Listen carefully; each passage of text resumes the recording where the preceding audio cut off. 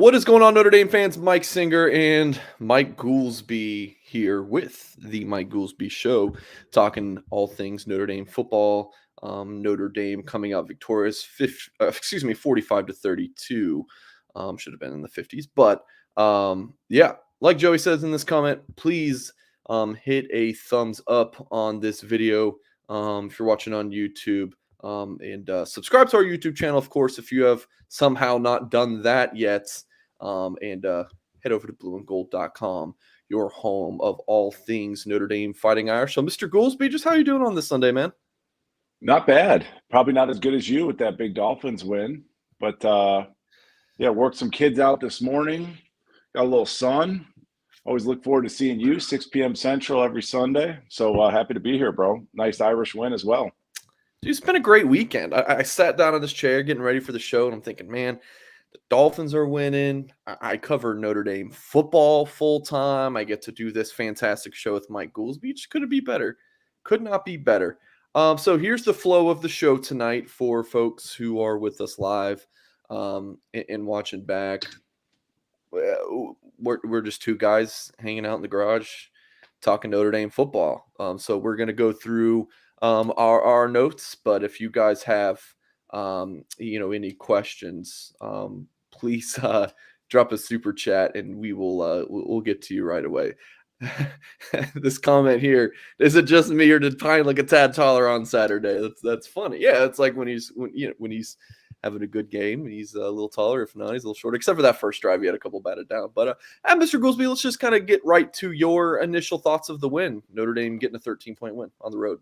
I was a little bit concerned going into this game, knowing the recruiting classes that Mac Brown stacked up. These athletic type teams like a Florida State, like a UNC type team, they tend to have the ability to like turn it on or turn it off in terms of their level of play. Leading up to the Notre Dame game, the Tar Heels hadn't played well. They hadn't really played anybody to speak of. Defense had played poorly. And I just thought with all those athletes, it's a type of teams, Mike, like where UNC's got a 350-pound nose tackle wearing like the number 4. Like those types of teams, like, Florida State will have a, you know what I'm saying. But I was a little bit concerned that they might turn it on and that they smelt a little bit of blood in the water and they could just jump a team like a Notre Dame. Surprisingly, UNC came out flat, man. And I don't even know if like the stadium was sold out. There didn't seem to be a lot of energy in the stadium. And over time, Notre Dame just asserted itself. Notre Dame went almost back, Mike, to the game plan that we started off the first half of the season with against an Ohio State. We talked about it many times on this show here. Just kind of that slugfest. And that's ultimately what won us the game. And it seems like, Mike, we found an identity on offense, kind of a redemption game for Coach Reese. Played a great game. Defense played solid as well, kind of tamped down that lethal UNC offense. So it was a great team win. I mean, even special teams played well. The punt return game got going, which was kind of nice. I mean, I can't remember the last time we got like positive yardage on a punt return or actually even returned it. So I was happy to see that. But it's just nice that Notre Dame has a brand of offensive football, running downhill, a little bit of play action sprinkled over the top. And like my big takeaway rewatching the game again last night, and a kid like Michael Mayer, a man like Michael Mayer, it's hard to continue to come up with new adjectives to praise the guy. And we touched on this last year. I know we had he's entering in Notre Dame legend status. Yeah. And it's just one of those things where it's like, I know we talked about this specifically with Kyron Williams. Like if a young kid, an 8-year-old kid is watching Notre Dame football for the first time, watching Kyron Williams play could make somebody a Notre Dame football fan just because the style and the heart. And it's like Michael Mayer is so dependable and is such a leader, does everything right. He's fun off the field. Like Michael Mayer to me is almost like this year's Kyron Williams. And we're just so blessed to have him on our team and hopefully he stays healthy. But I mean, truly, dude, the kid's remarkable. You know, he could have had an even better game. You know, Drew missed him on a walk-in touchdown, but those are kind of my immediate takeaways. And some of this is stuff I called for, Mike. It's like, let's run downhill. You don't want to run off tackle with a team against a team like UNC with that much team speed on defense. Run it down their throat, turn it into a fist fight, and hopefully we carry that forward. Drew Pyne, 24 of 34, 289, 3 touchdowns. And then if you look at Notre Dame's big plays that this website says is passing play of more than 15 yards. Notre Dame had 7 of them.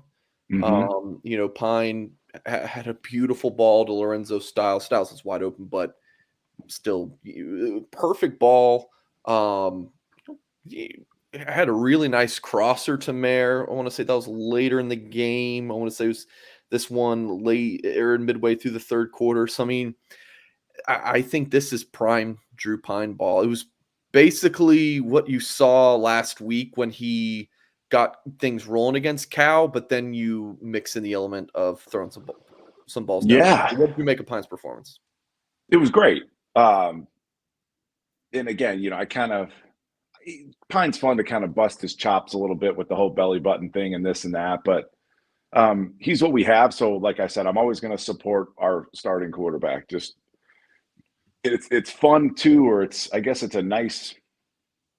nice for Drew that Tyler's hurt. So like there is no conversation about Pyne versus Buckner, the back and forth that you and I have dealt with the last 2 years in terms of entertaining all those questions and that kind of debate. So Drew played exceptionally well, still missed a few throws, still missed Lindsey deep. You know, what's new? We missed Lindsey on a deep ball. He missed Mayer kind of on that walk-in kind of little bloop pass. But Drew gets a ton of credit, bro. But on the other hand, Coach Reese needs to get a lot of credit as well. Mm-hmm. What you saw yesterday, several variables, I'm sure I'll forget a couple, but it's like pass protection was close to perfect.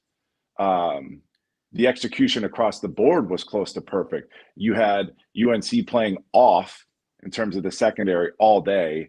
I mean, Dan Orlovsky. Why would you do that if you're North Carolina? What Notre Dame receiver has shown that's a deep threat? Can take Lindsey, of course. You know, he's a deep threat, but he's not going to catch it. But yeah, we're not going to connect. So so I don't really know. I mean, Orlovsky, did a great job in the booth, kind of a fun guy.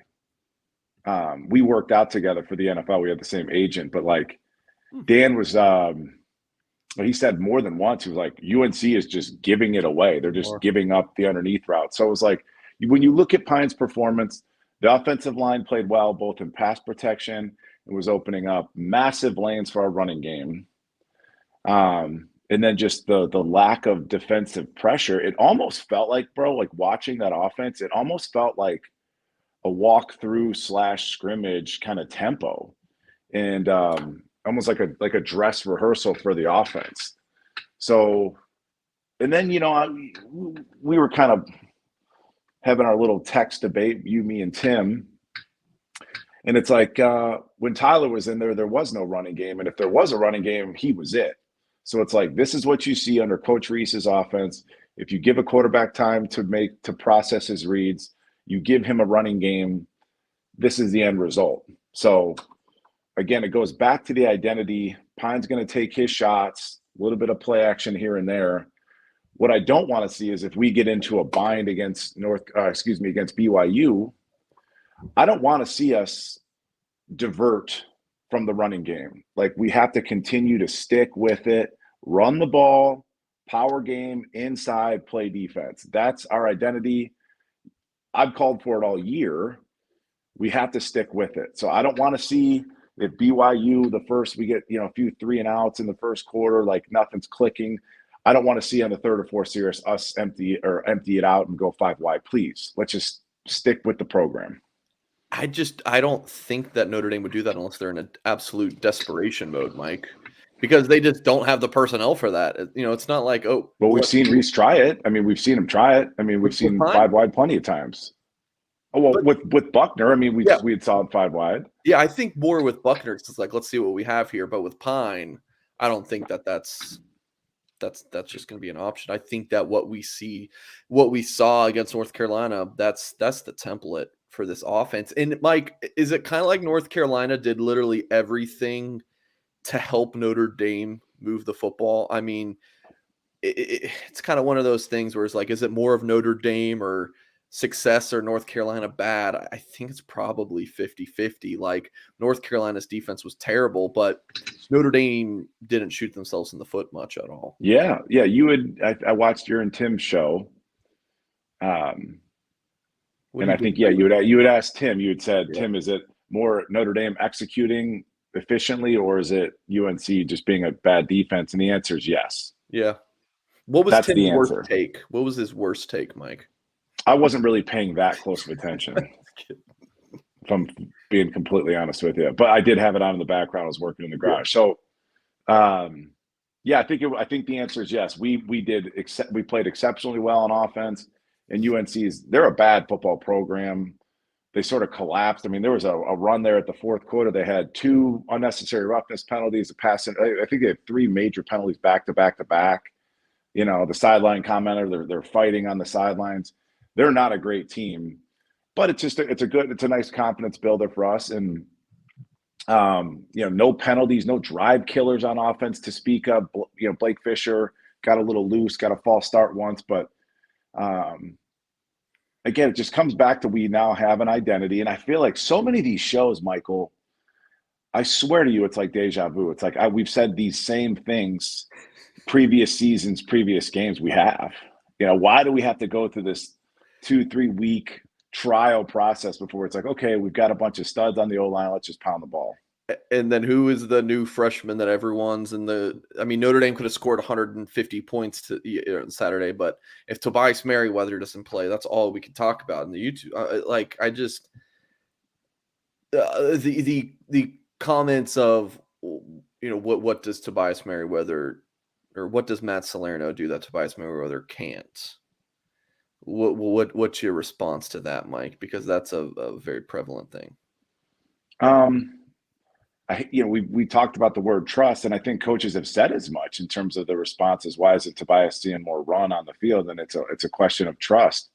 So Matt Salerno is probably one of those kids. He's the first in the building. He's the last one to leave. The coaches trust him, and he's earned that trust. He's earned that opportunity. I don't imagine he's going to take the top off of defense like Tobias would. But you've got a bye week here, right? So that gives him, and a lot of younger guys, Prince Kali, wink, wink. I can't really wink that well, but I think we're going to see a lot more Prince next week with JD being out again, missing another first half. And, I don't know if you've been to South Bend, Mike. They've got a really nice Meijer there. They've got Walmart. JD needs to stop, needs to learn to shop somewhere else. Stay away from Target. It's. I was trying to come up with like a dad Target joke all night. It's the best I can do. But it's like, stop shopping at whatever. So I think Prince is going to play a little bit, but this this off week should give Tobias more reps and more opportunity to earn that coach's trust. But again, I mean, after the way that we started this season, a lot of things went out the window in terms of big plans and big goals for the season. That's the perfect time for a coach to roll out a young kid and just give him an opportunity. So he has to be developmentally further behind. But some people were going to die on that Tobias Merriweather hill, and God love him. We saw it with Jordan Johnson, and now he's lighting it up on UCF's bench. It's just one of those things. Like, do you trust the coaches? That's up to you. If you don't, then yell for Merriweather. But if you do, then let's focus on. And I know you and I did maybe it was the last podcast that you and I did prior to kicking off the season against Ohio State, and I had talked about this could be a new era of Notre Dame where we're creating the stars, like the Ricky Waters and the Rocket Ishmaels, the Michael Stonebreakers, the Todd Lights, that I sort of grew up watching and sort of made me fall in love with Notre Dame. We're starting to see it a little bit 4 games into the season, like Audric Estime. How can you not root for a kid that runs that hard, runs behind his pads? Obviously, Michael Mayer is a star. We're still looking for a couple more, but let's focus on the talent and the production that we do have. And I'm telling you, Audric Estime, I know we'll talk about it, but I was rewatching before I got on this. I was watching the fourth quarter, and that kid on the drive prior to him fumbling in the end zone, and what an effort, right? We won't hold it against him. But he's heaving. I mean, he's sucking wind, right? He's sucking wind, and he's not tapping his helmet like he's like, give me the ball more, even though he's out of breath. And I'm just like, man, I love to see that kind of stuff, dude. I love to see it. All right, let's talk running backs, and then I want to just kind of get your overall thoughts on the defense. I made this point with the show with Tim Hyde right after the game. I think it was Diggs actually got the start. He did a lot in the first quarter. Estime didn't even get a carry in the first quarter. You didn't see him. He had 3 carries going into halftime. And then you see him, look at all these fourth quarter carries, Mike. These are all fourth quarter carries. So it just seemed like let's get these Diggs carries going. And then let's get more Tyree involved.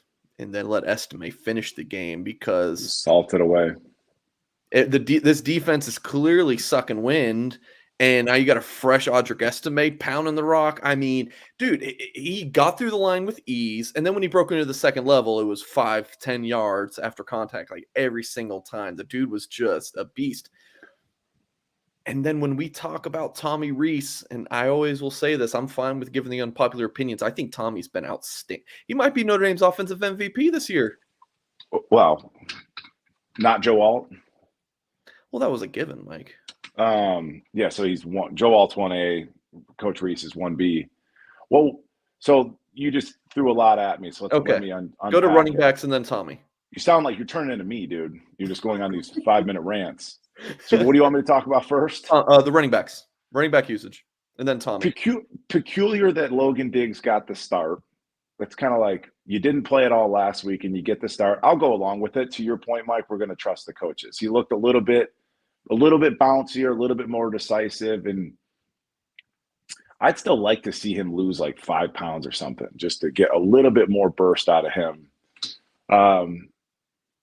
I like the usage of Tyree. And again, I think Tyree's going to make for a nice little NFL player because you can do so many things with him.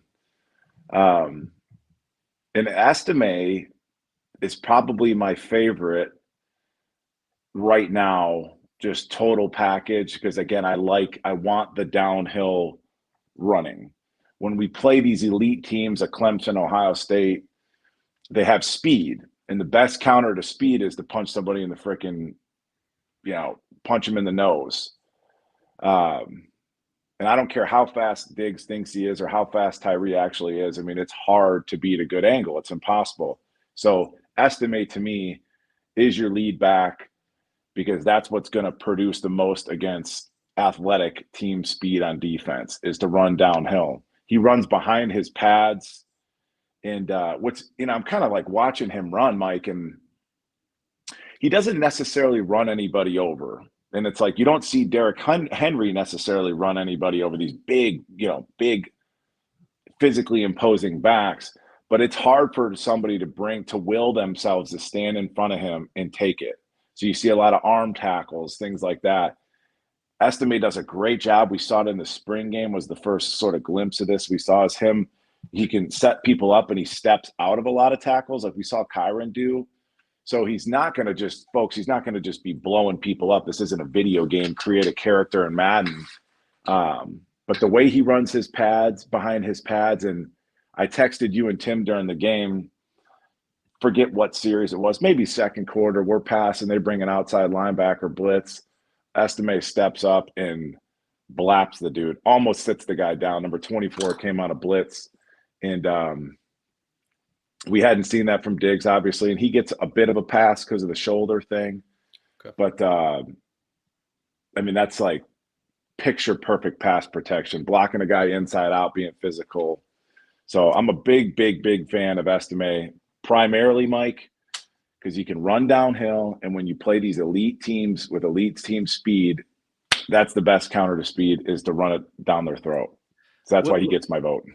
All right, and then the Reese, Coach Reese. Well, we said the hate for Reese was so strong the first couple weeks. It was like, it was almost like, I don't think he's doing that bad. Like, we got to execute. So an offensive coordinator, we talked about this. What are the responsibilities of a coach? Offensive coordinator is to scout, to game plan, to develop players, and call a great game. So I didn't have a problem with his play calls early in the season. I had a problem with the execution. And yes, some of that lack of execution falls on Reese and this coaching staff. But, like when Tyler was going, we go back to when Buckner was behind center, there's a lot of interior pressure, a lot of false starts, and some of that stuff, most of it's been cleaned up. And overnight, once all that cleans up, now Coach Reese is a boy genius. So, and I think to his credit, he tried on a lot of different things, a lot of different packages, a lot of different personnel groupings, formation shifts throughout the course of the season. And shockingly, it's like he's landed on, we're going to have a power running game and lean on a pretty strong defense. So good for him for just acknowledging it. And I think the coaching staff, Mike, last thing, the coaching staff across the board, defensively too, you're starting to see a little bit less rotation. And I think this coaching staff's really starting to get their arms around who they have, what they're best at, as far as performance is concerned. So it should just be more of the same going forward. All right. We'll talk about Estime for another second and then get into the defense, specifically Al Golden, because we talk about Tommy Reese 80% of these shows and never Al Golden. Yeah. So you have discussed, as a former inside backer, that you would rather go in the hole up against someone like Estime rather than a Tyree, because Tyree is going to make you look silly, and Estime, you just got to hold on for dear life. Do you feel that way about Estime, or is he just a different breed of that power back? Yes, given the choice, if I'm playing on national TV, I'd rather see Audric Estime in a hole one-on-one than I would Tyree, personally. I'm 6'3", 6'4". I got to drop my weight all the way down there to try and tackle a kid Tyree's size. 5'9", 5'10", so, yeah. I mean, he's, again, however tall however tall Drew Pyne is, he and Tyree are looking eye to eye. So that's just my personal preference. What's interesting about the way Audric runs the ball, the timing on the run seems to be a little bit better. Like Tyree has still kind of yet to just nail the timing of some of these runs, where I know he runs hard. He's a willing runner, but I don't know if he just, the holes don't quite seem to be as big for Tyree as they do Estime. And some of that, I think, is just Estime's, feel for that inside run game. I think Tyree can develop it, but it's like, why don't you see longer runs from Tyree? And I just think he needs to be a little bit, like a split second more patient to give those blocks time to develop. And that's no knock on Tyree. I mean, Tyree's kind of been used as a gadget guy, outside runner up to this point in his career. So I think that'll continue to improve throughout the course of the season. Okay. Sorry, the size. Just keeping an eye on the Bucks game. I don't have any money on that one. Turn into a real degenerate, bro. Drinking whiskey, betting sports. I said I don't have anything on that game anyway. Yeah, good stuff, Mr. Goolsby, on the running backs. In agreement. I had another point on that, but we're just gonna move on because now I forget. Defense. Have you seen anything schematically different with Al Golden as defensive coordinator? I mean, it seems like they're running more four-man fronts than last year. What have you seen from the defense schematically? I think it's been a couple games since we've seen the three down linemen and putting your first-round defensive end at inside linebacker. So I think we finally flushed that down the toilet. Thank God. So that's one big schematic difference. As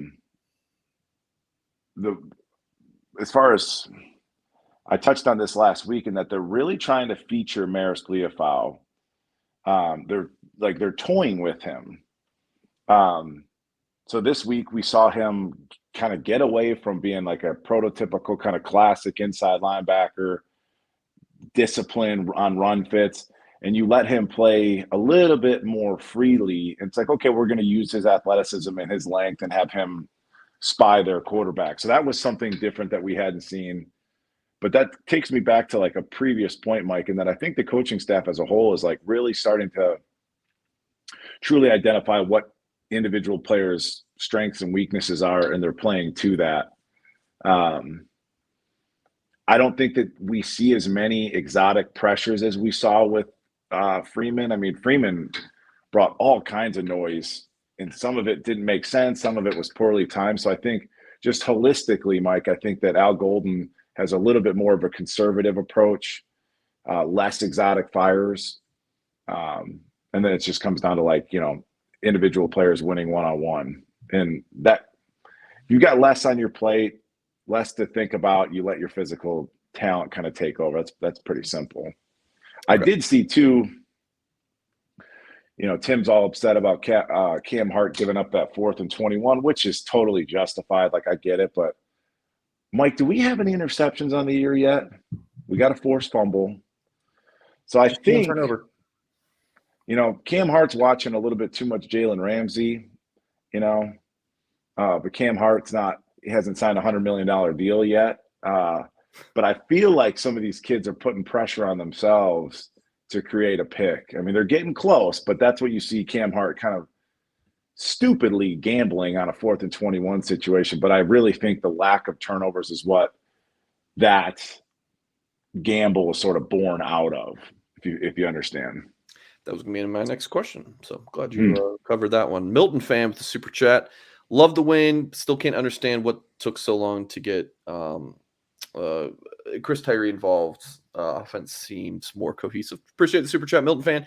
Yeah, Tim, it seems like maybe it was after the Marshall game, it's like, where's Chris Tyree in this offense? And I think the media and the fans started clamoring for Tyree and screens. And then against Cal, we saw those things. Mm-hmm. Thoughts on Tyree's performance this season and this more cohesive offense. And I'll also put up this for our YouTube audience. I'll put up the season stats so folks can kind of see where that's at through the season so far.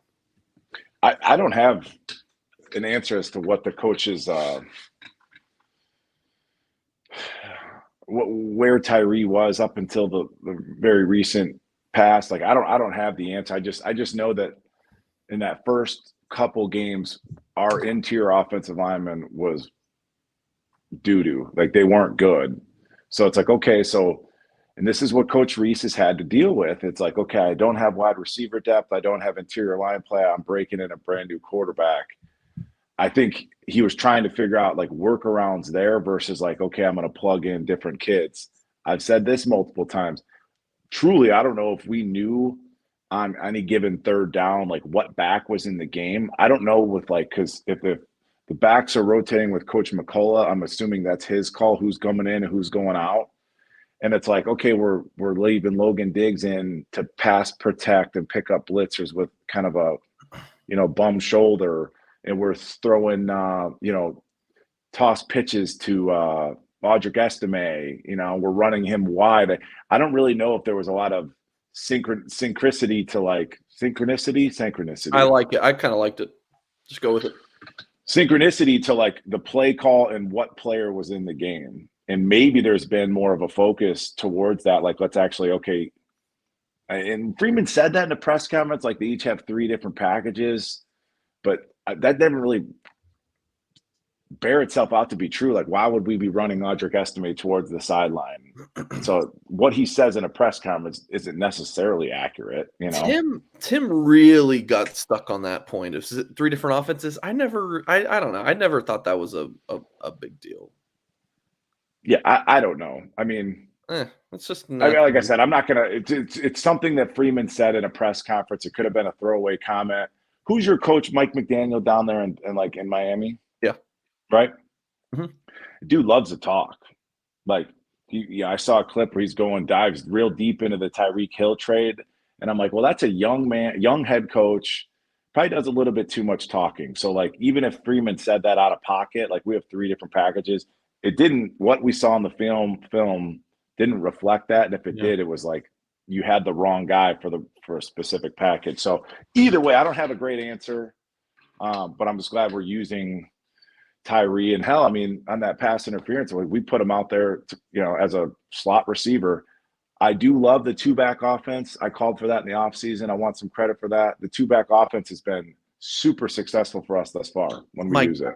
I don't know if you can squint and really look at the receiving numbers. Oh, goodness. Michael Mayer's your lead. Sorry, let me zoom in, Mr. Goolsby. I just turned 40, dude. My eyes are going. So Michael Mayer got 22 catches for 233 yards and 3 touchdowns. That's your leading receiver through 4 games. Lorenzo Styles is second with 16 catches for 221 yards and a touchdown. Chris Tyree is your third leading receiver with 12 catches, 88 yards, and a touchdown. So let's put the tight ends and running backs aside. Your second leading wide receiver, that position, through 4 games, has 7 catches for 69 yards and 0 touchdowns, and that's Braden Lindsey. Is that still, like, as we talk about this North Carolina game, there's so many positives, like the play calling, the 21 personnel usage, Pyne, my boy Joe Alt. There's a lot of good to talk about, but it was North Carolina, and they stink defensively. Like, they're awful. They're putrid. And then Notre Dame, like, they still have these big receiver issues. Like, going into the season, Mike, I'm going to go on a little Goolsby tangent. What was the problem? Like, what was the number one concern we had about Notre Dame? The receivers, right? Depth at wide receiver, yeah. But anytime Pyne struggles, it has nothing to do with it. We don't talk about the receivers. Talk about Drew Pyne and Tommy Rees. It's fire those guys and get them benched. But this receiver thing is still an issue. Like, so. Yeah. Well, I think I said this last week or the week before. It's like, who do you have? Who are you going to war with? We know what Michael Mayer is in terms of dependability, reliability. He's uncoverable. We're starting to feel pretty good about Lorenzo Styles. Didn't have the greatest game against Cal, but he's been a consistent. Yeah. And you saw flashes going back to his true freshman year. And you had like Tyree and Estime in terms of like proven commodities, playmakers. That's who we're going to war with, right? Again, going into the comments, and I love them. Like our last video, Mike, you got like 200 comments, right? I'm out here stirring the pot, brother. But everybody's like, we have all this talent. We have all this talent. We have all this talent. Well, do we? Because I'm looking at that number, and a former walk-on is your second leading, close to being your second leading receiver. Yep. Braden Lindsey ain't it. He's just not it. Buckner's inaccurate. He can't complete a deep ball to Lindsey. It's like, well, you saw today, Drew Pyne can't either. So it's like there's a common denominator in both of those scenarios, and it's Lindsey. I mean, he's a nice player, but he ain't necessarily it. So yeah, the talent in that room maybe is overvalued based off of star ratings or what have you, but you gotta like go to war with the guys that are proven, and let's go with that 2-back offense, and let's use Tyree and feature him. And like I said, he's going to do that in the NFL. I mean, that's what he's going to be used as. So I don't know if that answers your question, Mike, but I don't think these coaches are being like defiant, just being like, well, we're not going to throw the ball to wide receivers. There's just not that much talent in the room. Quick super chat from Renee Martinez. Reen Martinez. Let me know your pronunciation. Says, I think we're going to be just fine, and thank goodness Kelly Ayers over. I think Reese and Freeman will do a great job. Appreciate the super chat. Mike, want to talk about JD Bertrand. So Notre Dame gets a turnover against Cal. I still haven't seen the targeting against the Golden Bears, and that I stepped out for that. And so He's the reason that Notre Dame didn't get that one. And then he's the reason that Notre Dame got their first turnover of the season. So it's a roller coaster for JD Bertrand and then targeting. So thoughts on Bertrand, just these past couple games, and then if you want to touch on that targeting call as well. I hated it personally. Well, it is what it is. So it is what it is. You know, if I go speed limit's 45 miles an hour and I get pulled over going 48, I was still speeding. Yeah. You know, it's like, hey, so the note that I put in and my printer kind of screwed it up, but I was like, Kali versus JD, right? So we saw a little bit of Kali because JD obviously wasn't available for the first half. Coaches have to game plan, Mike. Okay. And I know that JD Bertrand's a captain, which is so interesting because like Bo Bauer doesn't really rotate in anymore. And he's a captain, special teams captain. Then your other captain, JD, will miss an entire game of football due to these targeting penalties. So they got to get ready for BYU.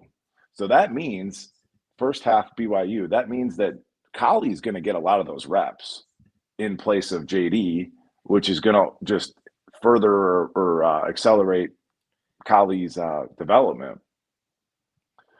I like JD as a player just because I know he plays hard, but like you're a bit of a liability. I mean, up to this point, objectively speaking, you're going to miss a whole game of football, two first halves because of how reckless you play. And that's no different than going back to like Tobias Merriweather. Can he earn a coach's trust? Is JD Bertrand, did he have the coach's trust? Is he losing the coach's trust?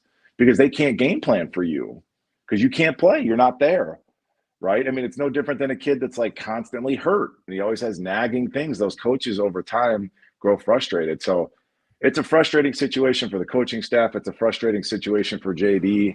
I'm a fan of his because he plays hard, again, physically limited. But the silver lining there, Michael, is Prince Kali, who I've always been a fan of. He's getting an opportunity to have maybe a premature comeuppance in terms of like his development. And the few snaps that you saw him play, completely different athlete in terms of the explosiveness that he's been blessed with. Forgive me, Mike, for not remembering your wins and losses, specifically going into a bye week when you were playing at Notre Dame. I was in grade school after all. But I'm sure you've had losses going into a bye week and a win going into a bye week. Mm-hmm. How big is it for Notre Dame to get the win going into the bye week, especially considering you're 2-2 now with 2 straight wins rather than 1-3? Yeah, I think it's huge, especially for this team that we talked about, or I talked about, kind of that fake tough guy sort of persona that we brought to the field versus Ohio State. You know, we came out throwing dukes, throwing haymakers, landed a few. We forgot that there was a second half, and it's taken us a couple weeks to sort of recover from that and kind of rebrand ourselves. And, you know, I saw some clips and some photos post game in the locker room, and it was like a kind of a feel good energy, a lot of confidence. It was just great for a team that sort of maybe has a little bit of like a fragile persona, you know, still kind of finding their way of who we are as a team. So in this particular case, it's huge to go into this bye week. We just beat their ass. I mean, we beat that ass. You know, it's like, that's great. And you take that into the bye week, and I think it's going to be fun to see a couple young players that we've, like, you know, Holden Slays, as Dan Orlovsky kept calling him. And how difficult is it to say Michael Mayer? You know, if I had a nickel, if we're playing a drinking game watching that time, every time I hear Michael Meyer, it's like, you know, take a drink. But Harry Highstand. Yeah. Holden Slays, but Holden stays. Eli Raridan playing a little bit. Like, I mean, it's a fun opportunity they've been able to dip their toes in. And, you know, Prince Kali, Xavier Watts, DJ Brown's got a hamstring, so you might see a little bit more of him. So I think it'll be good for the team. Yeah, one thing I don't think is really interesting anymore is who started a game. Like, that's a big thing, though, on the starter. I mean, because you know who was a starter was Mr. Slays.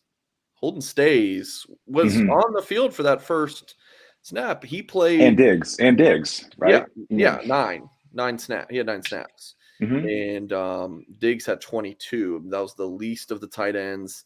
And yeah, Davis Sherwood play. So it's like I don't really care who started. Davis Sherwood did a great job too. He's a nice player, isn't he? And there's a kid that I worked out with, and Barrett Liebentritt, who's a preferred walk-on Omaha kid. So he plays um, behind Sherwood, and so I'm familiar with that position and kind of their responsibilities. Barrett's on kick return and punt return. He's doing awesome. But yeah, Davis Sherwood played well. When I heard that Bauman was out, you feel for the kid. Obviously, it sucks. But, again, the silver lining is, man, those 2 freshmen between Holden and Eli, dude, they look good. Like, physically, they look great. And somebody's telling me Holden Stays is a little bit lighter. But the way he's built, he's almost built like your boy Burnham in terms of, like, the thin waist and the big chest and the shoulders. Like, man, he looks the part. They both do.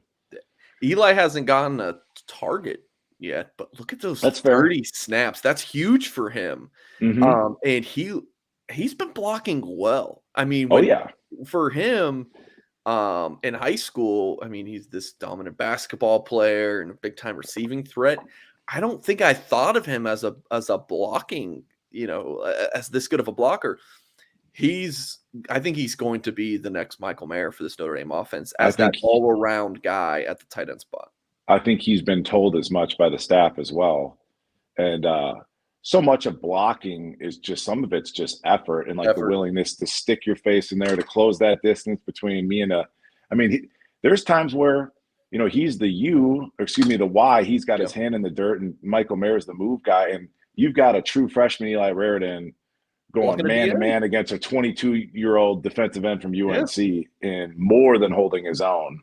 So he's going to earn his catches if and when they come. But every time we talk about Notre Dame against North Carolina, I'm like, is this fool's gold? Like, how much is this? Is fool's gold? All right, Martinez with another super chat. Appreciate it. He says, Mike, what is your opinion going to Vegas? And is Vegas really BYU's backyard? I feel like Vegas and Brigham Young are complete opposites, but I guess we're talking geographically. Not so much lifestyle. With our offense finding themselves in BYU being defensive minded. So what's your opinion on? I don't know if you've got to watch BYU or know much about that team right now, Mike. But do you have any? I did watch the BYU Oregon game, and I didn't really drill into this. And what an asset Tim Hyde's become. I mean, like, in terms of that guy puts in the hours. Yes, he does. He's ball coach, we love you, man. He watches every video. I'm sure he's watched every second of the Goolsby show we've ever done for 3 seasons. But I'm saying he'll go back and watch Ty Detmer film. Like, he'll go back and so Tim's a huge asset to the team. John Elway play there too? Is that John Elway? Played it by BYU? I think so. But then I think he Stanford. Crap. Stanford. Oh gosh, I'm gonna get some heat for this. No, I think you're thinking of Steve Young. Okay, all right. At least I was close. I was in the ballpark. I think that's what you're thinking. Yeah, great school. So I thought in watching that BYU Oregon game that BYU was a little bit overvalued. So I was like, I don't know if they're as good as we thought they were prior to the season kicking off. And obviously there's folks that think the same way about us. So it should be like somewhat of an evenly matched team. I would say that we have better athletes where it counts. I lost to BYU at BYU, my first game my senior year. So they've got players. The guys are older. They've done their mission. They'll be well coached. They'll play hard. They won't back down. So I would, if just without really doing too much research, and I'll lean on Tim, but it should be a physical ball game, to say the least. And it's just, I just want to say this. We thought we were Billy Badass going into the Ohio State game, right? We had been gassing ourselves up all offseason to come in and win this fist fight against Ohio State. Didn't quite work out. We brought that style of football to this week's game against the Tar Heels. I'm assuming we're going to bring it again against BYU. And they're going to give us more pushback than UNC did. So this will be a real test for our toughness and this physical brand of football that it seems like we really adopted here. Okay.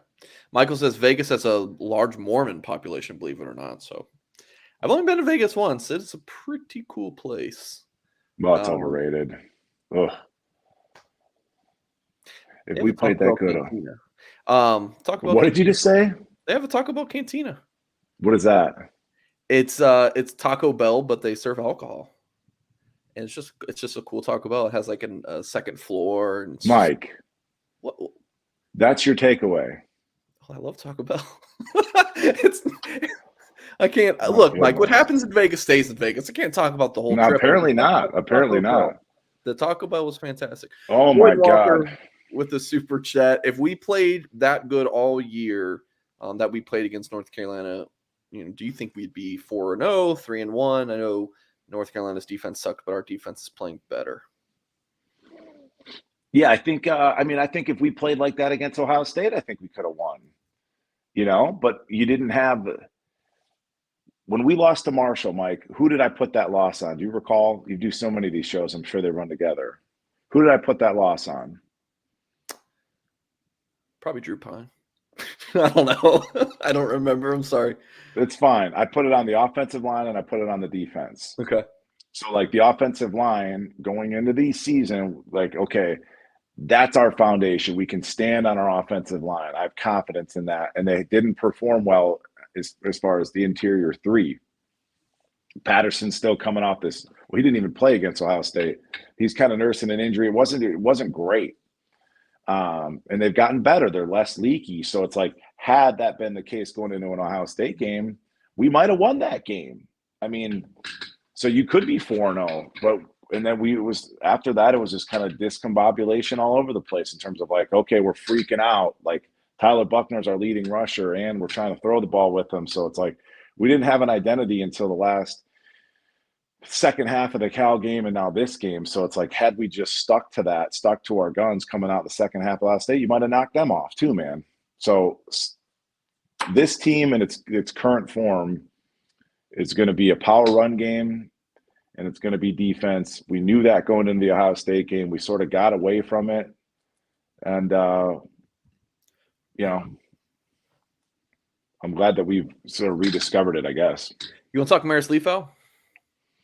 We can, sure. If Drew White was the guy that you were the hardest on last year, it's last couple of years, probably Marist this year. So, well, there's nothing sadder than wasted potential in any facet of life. But yeah, go ahead. 6 tackles and a half sack. What did he play better? What do you think? Yeah, he played better. Like I said, that defensive coaching staff, I think they know who he is as an athlete. And Marist will play in the NFL. A kid that runs like he does with his kind of length, he'll play in the NFL unquestionably as long as he stays healthy, stays out of trouble, all that. But we've seen him walked up as a stand-up defensive end. We tried that. Let's see if that's a fit. We've had him as a stand-up outside linebacker and a bear front. We've seen him as a will. In a kid like that, he's not. It's just not in his DNA to be a super disciplined. No matter what happens, I gotta fit. I have to fit. It just doesn't suit his nature. So this week they let him just kind of freewheel a little bit more and play that spot position. He uses those long arms. So we found kind of a fit for him. And the productivity went up. I can be hard on Marist, and I hope he's harder on himself because he's been so physically blessed with a lot of, physical gifts and a 2-tackle performance against a Cal. He knows he's a better player than that, as do I. So it was nice to see him shine. And, when we play so much nickel, man, we don't really have a rover anymore. Tariq, right. We play so much nickel with 2 inside linebackers. It's a lot of this week was Jack, Kaiser, and it was Marist. Yep. No Bauer, a little bit of Collie. 7 snaps Bauer, 10 snaps Collie. Yeah, Bertrand 11, Tuihalamaka 3. Yeah, so it's again, I think the coaching staff at this juncture of the season kind of realizes who they have. and who we're going to kind of run with. But I still think you could use Marist in some, like if I really wanted to get Prince Kali, and we did this exercise, like who's your favorite 3 linebackers, I still think you could put Marist in sort of a drop overhang outside linebacker position, use his length, plug Kali in at will, and then if you had JD or Bo playing Mike or something like that, I still think you could do more with Marist in pass coverage, whereas this coaching staff seems like a little bit more focused on getting him to bring pressure. One other thing that I want to talk about just in terms of Marist, the defense in general, is like, I'm sure they track this, but like the way that we've been rotating, it's almost like a hockey line, like massive rotation for this group. They're going to get this series, okay, and then we're going to bring in the next group of linebackers and the next group of defensive line and the next group of safeties. Like we're playing 5 safeties up to this 6 linebackers, rotating our entire defensive line unit. But were they tracking the results of said drive?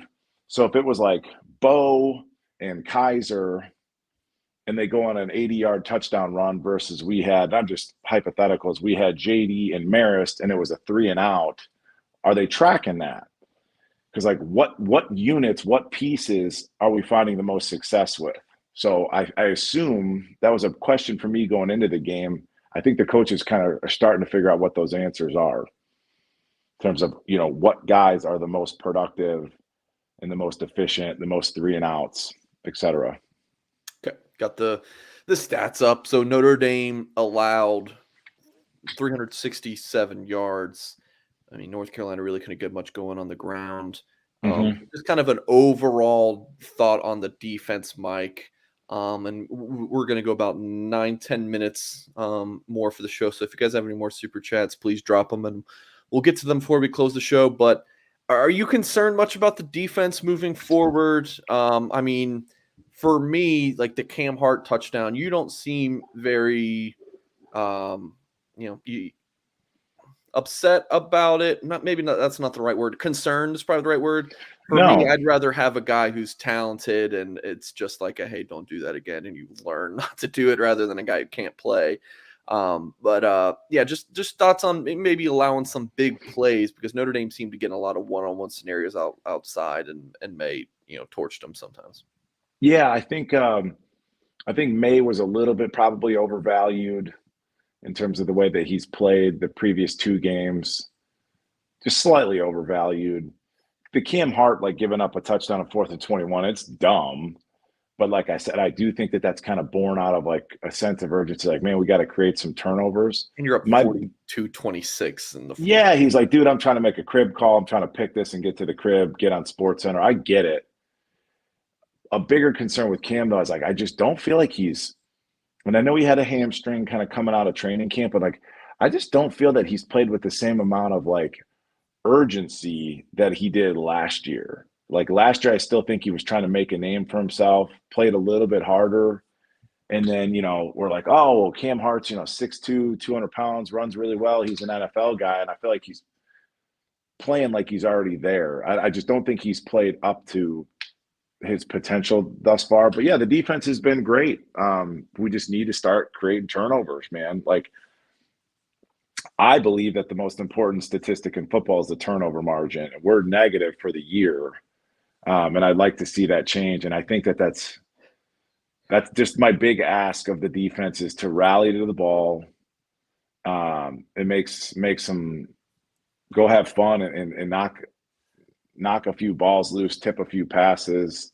It's something they should really take pride in. It'd be very hard for Notre Dame to be positive in the turnover category, considering they have 1 in 4 games. So it's a very astute observation, Mike. Hey, man, just letting everybody know, dude, just reiterating it. So I'm going to put you on the spot. Give me your 5 best players for Notre Dame this season. I'll let you stew on that because you talk about it a lot. The coaches can call an amazing game. But you need guys to just step up and make plays. Hey, against Marshall, Brady Lindsey, that ball was a little bit overthrown. But, bro, if you want to be a standout player, haul it in. Like, that's the difference between, you just being a guy and you being a star. Like, make those big plays. So give me your year 5, Mike. Who are the guys making those plays? And you can do like 5 offense, 5 defense if you want, but I really want 5. I don't have 5 on defense. All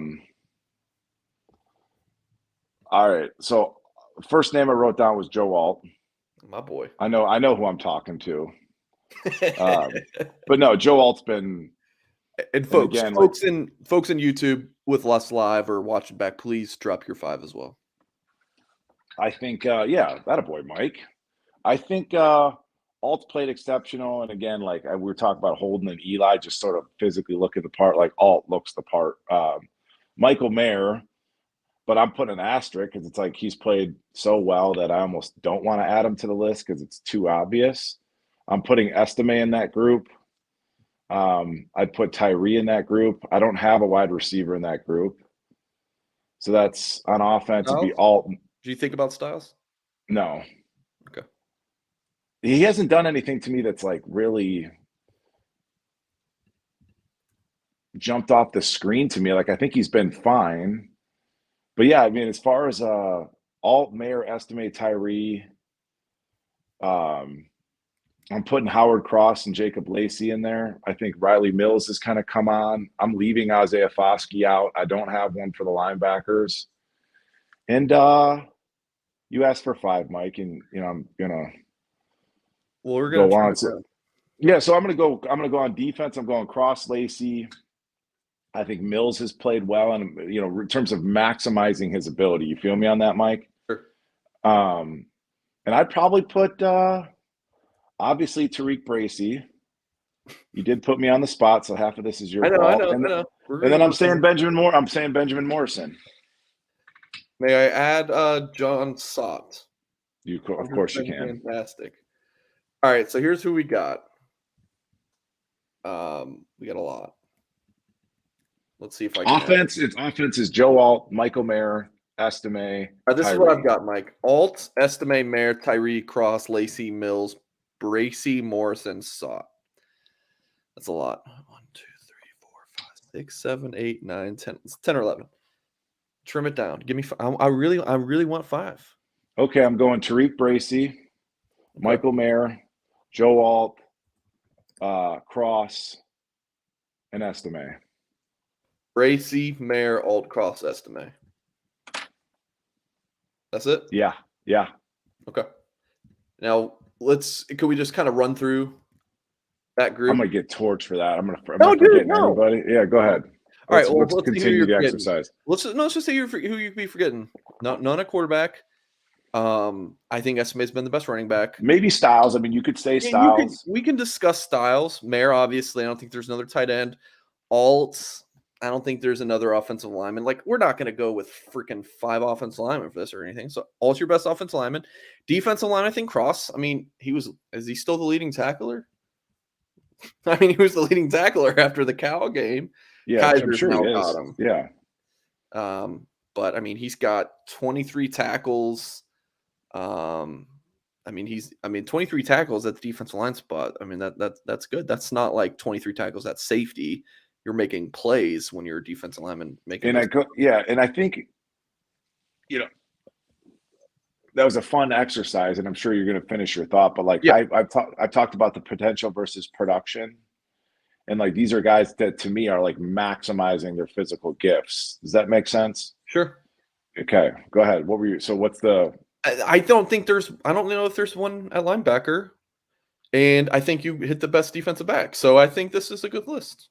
Yeah, and I put Morrison. I mean, it's close. Like, and Morrison's got a lot of physical potential, but he's so young. And it's like Brandon Joseph's played fine. I think Xavier Watts has played fine, but I think that the expectation for a Brandon Joseph was much higher than what the production has been. And I mean, X Watts is one of my favorite players. He took a bad angle on that Clarence Lewis long ball, but God, I like the way that Xavier plays the game, dude. And I think Tim said it best. Like, he comes downhill so violently, and he's such a blur that you have to wait till the pile clears up. You're like, oh, that was X Watts, because he closes so violently. Two things, and then we're going to get out of here, because as you talked about Watts, I just think he's a football player, man. Hell yeah. Football player. I think as someone, and I don't like the dog on players. That's not my MO. But Braden Lindsey seems like more of a track star to me. Like I think like I don't know if you throw Cam Hart in there, but guys that are maybe a little bit more specialty players, not one trick ponies, but kind of in that realm. Whereas Watts, someone just can do it all, dude. Yeah, Mayor and can yeah, do it all. yeah, You give Mayor a jet sweep for crying out loud. yeah. They can physically do a lot of things well, and it was great. I think on that Clarence Lewis touchdown, that receiver, I'm assuming, is probably a 4.4, 4.5 guy. He was not pulling away on Xavier in terms of, because Xavier's like a 4.7-ish guy, but like Xavier was, matching with him in terms of the speed. But it's like a Lindsey. And I've watched a ton of football, man. Yeah. And it's like when you kind of get into the culture and sort of the makeup of some of these players. And like, I touched on this with Deion Colsey, who got a few snaps. Like Deion Colsey's healthy, right? He's playing and he's done some special teams and whatever. But like, I just don't see like with the body English with not Lorenzo Styles, excuse me, with Braden Lindsey.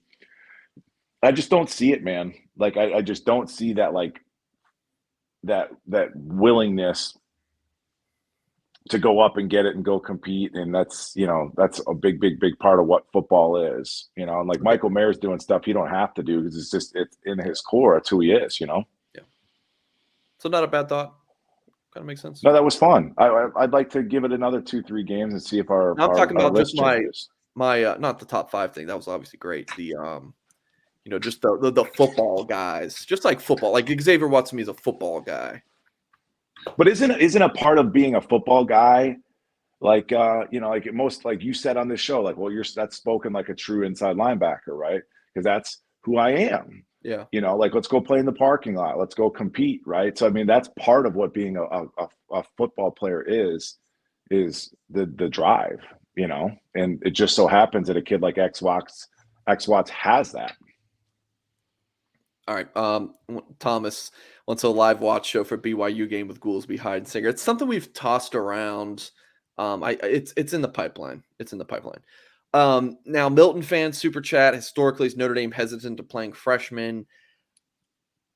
I mean, I wish Lou Emoji were with us, or if Tim Hyde were on the show. Maybe you save that for Tim Hyde. He's more of a historian than myself and Mike. But do you have any thoughts on this, Mike? I would say, it seems like all the time we say they're not playing Merriweather, but Ben Morrison, Jaden Mickey, Eli Raridan, Holden Stays. Like, if you want to go, like, Collie played as a true freshman. I mean, Joe Alt, Blake Fisher, yeah. So I would say that under Brian Kelly, if we're saying historically, we'll just talk about the very recent history. I think that was true with Brian Kelly. And this will probably get into this a little bit in the offseason in terms of like the way that they've recruited or haven't recruited quarterbacks and stuff like that. But yeah, I think that Brian Kelly looked for like a safe player. I think that Brian Kelly is happy to engineer a 10-win season. But yeah, I think that historically under Brian Kelly, that was the case. I felt a little bit of that, like that seniority thing. Notre Dame's culture is so strong that it's like, yeah, you almost have to pay your dues. And unless we can, get some of these freak athlete. Yeah, I mean, we're playing Holden Stays, we're playing Eli this year. Like, we're playing freshmen. So it isn't unless you get an exceptional kid that's like, man, we got to get this kid on the field. And we haven't had a lot of those types of players. You're going to start to see more roll in with Freeman. So I do think that narrative will change in terms of all things being equal. The senior doesn't deserve to play because he's been here for 4 years and paid his dues. In my purview, the young kid deserves to play because he's got the most upside. Yeah, it's nice, like the human element of you've been here all these years. We want to give you, your shot. You've earned it. With the kind of that juxtaposed with, I need to play the best player to keep my job. As a coach, like that's important too. So well, we're trying to win a national championship, man. And it's like, sorry. Yeah. So I think we'll start to see more talented kids come in and get inserted and get rolled in. And that's all part of that development piece. Yeah. I mean, shoot, look at the wide receiver position, Mike. I mean, like, under what's his face, I forget the receivers coach, Del Alexander. Like, none of these kids played until they're 4 years into the program. Like, that's one extreme. Playing a bunch of true freshmen's another extreme. Yeah, but we have to go, hedge more towards the younger side if they've got some physical gifts. Mr. Goolsby, fun show as always. So I'm guessing we'll probably miss you next Sunday.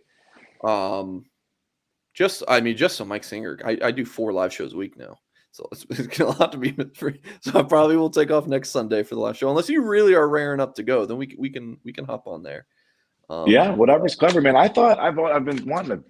I was thinking, like, I'd like to do like a 10, 15 minute. I say 10 minutes. If you wind me up, probably make it 30 minutes. But like, I'd like to do a 10-minute, like, almost day of the game. Like, here's what I'm thinking about. Okay. Or notes. So maybe going forward, if you're available, like, okay, kickoff's at 1:30, let's jump on at like 1:00. Just boom, let's jump into watch the game and then come back, revisit it Sunday night. But I think Sunday night at 6:00 Central has been good. All right. Sweet. Well, that's kind of our logistic talk. This is how we discuss. What's crazy? So it's been pretty quiet in the chat, the super chats, dude. It's like, man, when Notre Dame wins, nobody wants to talk Notre Dame football. Like, when we lose, it's good for our business, right? Isn't that bizarre? Interesting is what's good for our business. Whatever's interesting. Yeah, that's fair. Losing, beating Clemson in 2020, you're losing to Marshall.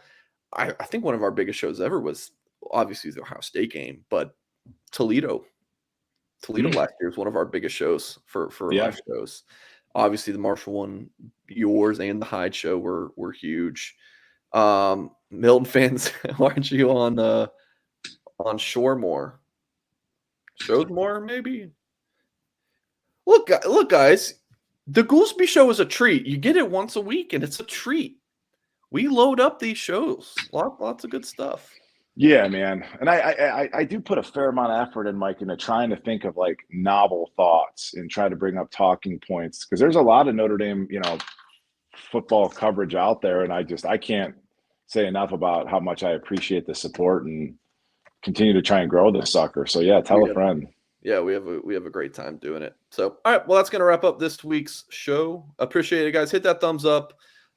If you're maybe watching late on YouTube, you just tuned into the live channel, once we end this, you just go watch it from the beginning and catch up. So, yeah, fun show today. Thumbs up, subscribe, leave a nice review if you're listening on podcast. Head to blueandgold.com. You get all the recruiting insight, all the premium articles on the football team, chat with thousands of Notre Dame fans on our message board. Tim Hyde's on there, always talking it up. Yeah, definitely appreciate everyone watching, and we will catch you guys next time.